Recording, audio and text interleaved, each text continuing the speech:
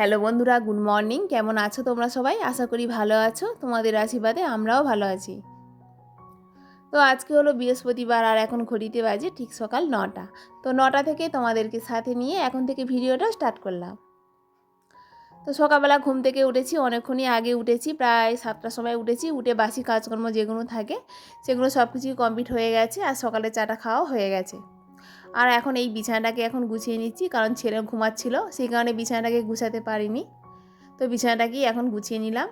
আর এই যে কম্বলগুলো দেখতে পাচ্ছ, এগুলোকে না নিয়ে যে কী করব ভেবেই পাই না। এগুলোকে একবার করে বিছানার মধ্যে গুছিয়ে রেখে দিই, একবার করে নামিয়ে রাখি, এই করতে থাকি।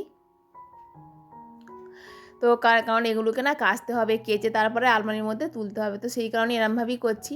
আর এখানে না কদিন পর না মানে জলের এত সমস্যা হচ্ছে না, তো সেই কারণেই কাচতে পারছি না। আমাদের টাইম কলের জলটা না মানে আসছে না, 2-3 দিন হয়ে গেল, মানে পাইপটা না ফেটে গেছে। তো সেই কারণে আর আসছে না, এখন সারাইয়ের কাজ চলছে। তো সেই কারণে জলের জন্য না খুবই সমস্যা হচ্ছে। তো অনেক দিন পরে বলতে গেলে তোমাদের সঙ্গে ভিডিও শেয়ার করছি, প্রায় অনেক দিন তোমাদের সঙ্গে ভিডিও শেয়ার করা হয়নি, কারণ মনোবলটা অনেকটাই ভেঙে গেছিলো। তো প্রায় কন্টিনিউ তোমাদের সঙ্গে তো ভিডিও শেয়ার করছি, তো এমন খুব একটা না ভিউজ আসছে না। তো সেই কারণে মন থেকে না একদমই যেন মানে ভালোই লাগছে না ভিডিও করতে, সেই কারণে বলতে গেলে ভিডিও করাই হয়নি কদিন ভোর। কিন্তু অনেকে আবার বলছে কেন ভিডিও করতে করতে বন্ধ করে দিলে, তোমার দাদাভাইও বলছে, তো সেই কারণে আবার ফিরে এলাম।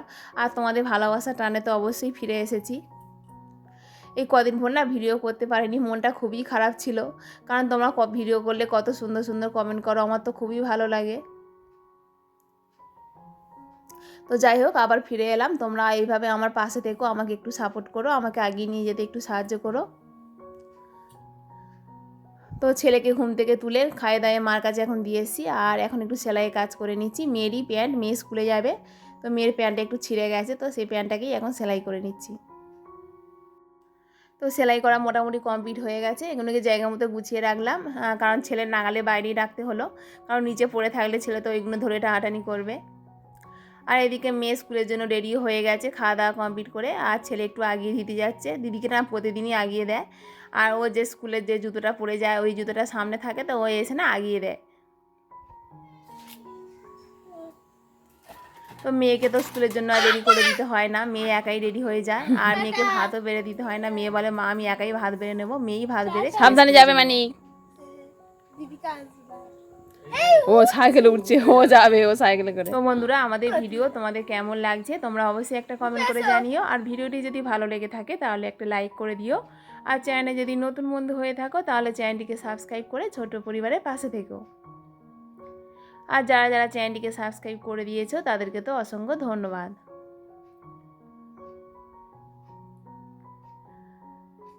তো এদিকে ছেলে আবার চলে এসেছে মার কাছ থেকে, এসে দিদিকে একটু আগিয়ে দিল। আর এখন দেখো বিছানার মধ্যে বসিয়ে রেখেছি, ও কিন্তু বিছানা থেকে একদমই নামবে না, ওখানেই বসে থাকবে চুপচাপ। ও ভয় পায় যে বিছানা থেকে নামলেই আমি পড়ে যাব, তো সেই কারণে ওখানেই চুপচাপ বসে রয়েছে। কারণ ছেলেকে ধরার মতো এখন এই মুহূর্তে কেউ নেই, কারণ এই মুহূর্তে না স্নান করতে যাবো, অনেকটাই প্রায় বেলা হয়ে গেছে, আর তো বৃহস্পতিবার। তো ভাবলাম তাড়াতাড়ি ঠাকুরের জল দেবো, কিন্তু সে আর উপায় নেই। তোমার দাদাভাই তো এখন বাড়িতেই রয়েছে, আর বাড়িতে দোকানে একটু কাজ করছে, তো সেই কারণে ধরতে পারছে না। আর এবার স্নান করতে যাব, তো ছেলেকে ধরার মতো কেউ নেই বলে ভাবলাম যে তাহলে এগুলো পড়ে আছে জামা কাপড়গুলো, তো এগুলো কি এখন ভালো করে গুছিয়ে নিই।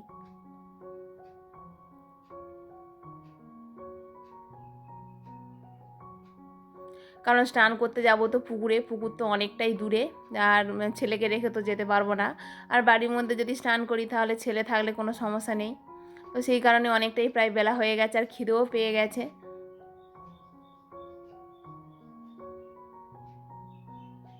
শুরু করছিল, কিন্তু এখন না অনেক বুঝ শিখে গেছে, যদি বকি থাকি না বোঝে সব কিছু।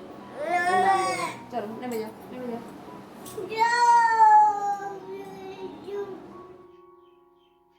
তো আমার গুছানো গাছানো মোটামুটি কমপ্লিট হয়ে গেছে, তো এগুলোকে এখন জায়গা মতো রাখবো না, এখন বিছানার মধ্যেই রেখে দেবো। এগুলোকে পরে গুছিয়ে নেওয়া যাবে, কারণ এখন অনেক পরিমাণে কাজ রয়েছে। তবে রান্নাবান্না খুব একটা চাপ নেই, আজ তেমন কিছু একটা রান্না করবো না, আজ রান্না করতে বলতে গেলে ইচ্ছাই করছে না। কারণ না জল নেই না, যত বেশি রান্না করব তত তো বাসন পড়বে, তো সেই কারণেই জলের জন্য তো খুবই সমস্যা হচ্ছে। তো সেই কারণে ভাবলাম ভাতেই করব। আর খুবই খিদে পেয়ে গেছে, অনেকটাই বেলা হয়ে গেছে। ভাবলাম যে স্নান টান করে ঠাকুরের জল দেবো তারপর খাবো, কিন্তু সে তো আর উপায় নেই, যেহেতু বেলা হয়ে গেছে। এদিকে আবার পুকুরে স্নান করতে যাব, ওখানে অনেক কাচাকুচি রয়েছে, তো এগুলো করতে করতে অনেকটাই তো বেলা হয়ে যাবে। তো ভাবলাম আগে মুড়িটা খেয়ে নিই, তারপরে স্নান টান করা যাবে।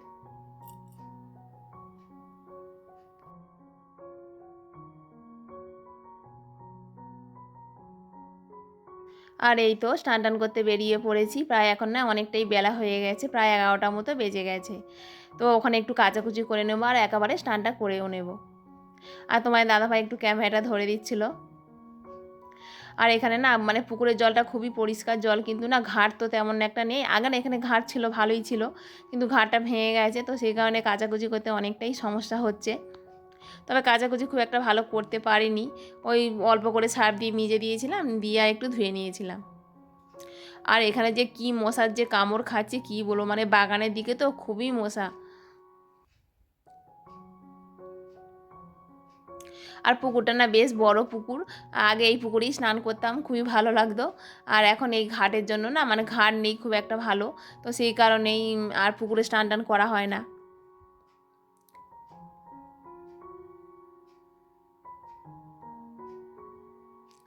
আর এই তো বাড়িতে চলেও এসেছি, আর এখন ওই কাচাকুচি করে সমস্ত রেখে দিয়েছি। তো তোমার দাদাভাইকে বললাম একটু ছাদের মধ্যে মেলে দিয়ে আসতে, আর আমি একটু ঠাকুরের জলটা দিয়ে দেবো। আর এই বাগানে না আগে অনেক পরিমাণে ফুল হতো, এখন না খুব একটা ফুল হয় না। তবে 2-4 দিন আগে না তোমার দাদাভাই বীজ দিতে বলেছিলাম, বীজ দিয়েছিল, তারপর থেকে না বেশ ভালোই পরিমাণে ফুল হচ্ছে। তো ফুল টুল তুলে এবার ঠাকুরের জলটা দিয়ে দেবো, দিয়ে রান্নাবান্না চাপিয়ে দেবো।